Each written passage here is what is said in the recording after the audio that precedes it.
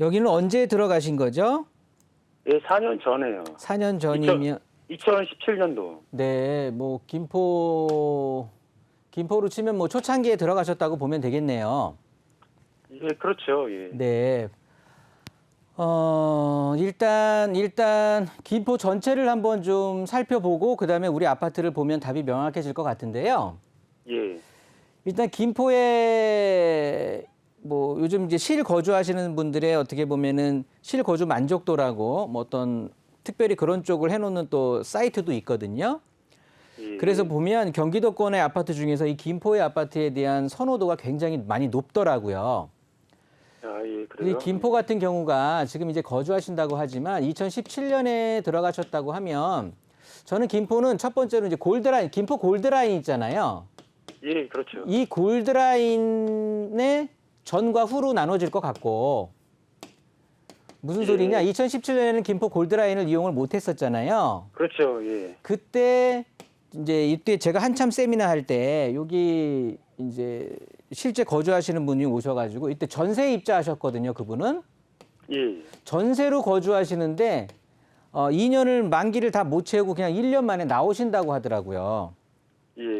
너무 불편했던 거죠.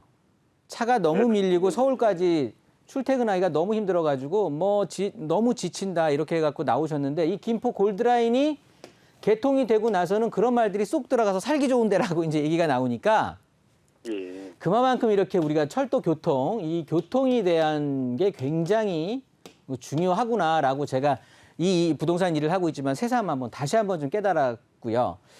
그런 의미에서 본다면 김포 같은 곳이 걸포 북변역에 그다음에 장기역 쪽에 교통의 호재가 예정이 돼 있잖아요.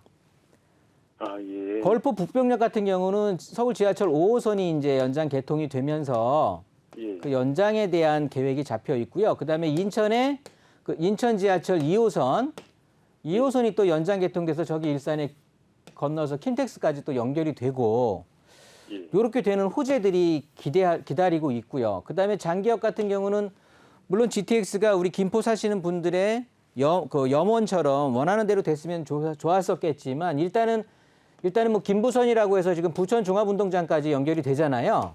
예. GTX 이제 G 노선이라고 하는데, 그러니까 D 노선이라고 하는데 이렇게 된다라고 해도 지금 그 부천 종합운동장까지 연결이 돼서 여의도라든가 용산으로 이렇게 이어진다라고 하면 이 시간 자체가 한 25분대에서 28분대, 30분이 채 안 걸리는 시간에 도달을 할 수 있는 거잖아요. 예. 거기에 또 걸포 북변역 쪽, 그 왼쪽으로 보면 이제 걸포 3구역인가요? 이렇게 해가지고 여기에 스타필드 들어가는 거는 아시죠? 예. 예. 그래서 앞으로 굉장히 교통적인 호재들도 있고 그다음에 생활 기반 시설 우리가 흔히 얘기하는 뭐 몰세권이라고 하는데 저기 하남 같은 경우가 스타필드가 하나 생김으로 해갖고 주택 가격들이 엄청 올라갔거든요. 예. 그런 것처럼 이제는 이렇게 원스톱으로 그냥 김포 내에서도 모든 게 다 해결될 수 있는 이렇게 또 교통도 좋아지고 생활 환경 시설도 좋아지게 되니까 앞으로의 그런 만족도는 점점 더 커질 것 같기는 한데 예. 일단 우리 아파트를 보게 되면 일단 세대 수도 한 1,500세대 가까이 되는 거고요. 예. 거기에 이 김포 골드라인에 뭐 물론 앉았다가 오면 좋겠지만 예. 일단 갈 때는 앉아서 가잖아요. 그죠? 그렇죠. 예. 엄청 큰 장점인 거예요. 그 사실은 저는 중간에 있는 다른 역 근처에 있는 것보다는 이제 지금처럼 교통의 호재가 없을 때 차라리 안으로 들어가셔서 저쪽 예전에는 이제 운양역 쪽이 중심이었다고 했을 때 저는 오히려 이 구례역 쪽이 더 낫다라고 말씀을 했던 사람 중에 하나거든요. 아, 예. 근데 앞으로는요, 장기역에서 한번 사람들이 교통이 분산이 되고 또 걸포 북변역에서 또 교통이 분산이 되면 앉아서 갔다가 이제 앉아서 오실 수도 있을 것 같은데 예.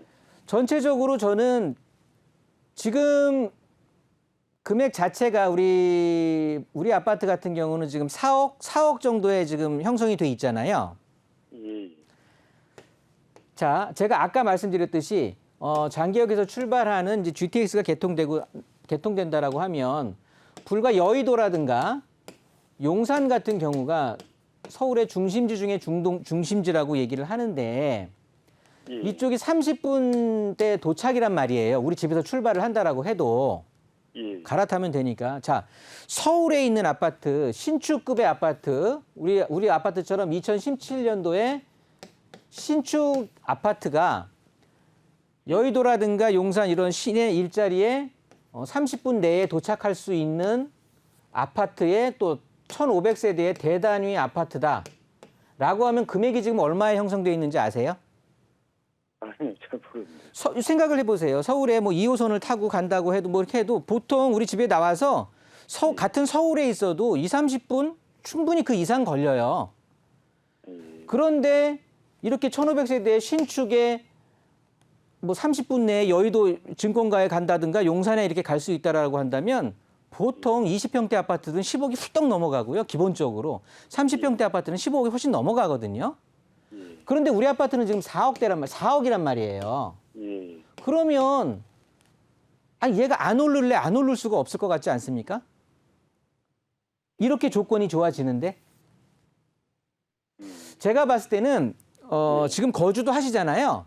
예. 너무 걱정하실 필요는 없고 예. 저는 충분히 제가 많이 썼던 말 중에 하나가 그냥 신축의 힘으로만 해서 서울 같은 경우는 7에서 8년 정도는 그냥 신축의 힘으로 부동산 경기에 상관없이 밀고 갈 수가 있고요.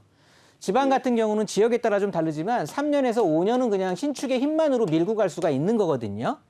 예. 그런데 우리 아파트는 신축이면서 다른 조건이 아니라 점점 교통도 개선이 되고 여러 가지가 또 생활 편의시설, 뭐 굉장히 큰 대형 몰이 생기면서 주민들의 생활 수준, 그러니까 생활 환경 자체가 확실히 개선이 돼버리는 거니까 이거는 충분히 저는 더 보유하셔도 좋다라고 말씀을 드리는 거예요.